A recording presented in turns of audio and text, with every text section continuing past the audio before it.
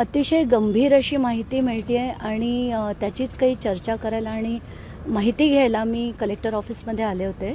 तर आत्ताच्या घटकेला मला एक ज्या लिस्ट हव्या होत्या, तर मला असं कळलं आहे की मोठ्या प्रमाणावर काही बार्स हे वाल्मिक कराड यांचे होते, तर त्याची माहिती घ्यायला मी आता एक्साईज ऑफिसमध्ये जाते आहे.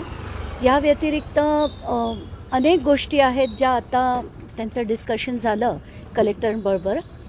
खास म्हणजे मला वाटतं त्यांनी जे आर्म्स जे आहेत मोठ्या प्रमाणावर त्याचे सगळे पिक्चर्स मी कलेक्टरांना दाखवले आणि येत्या 30 दिवसात एक मोठी कारवाई ते करू असं आज त्यांनी जाहीरपणे सांगितलं आहे.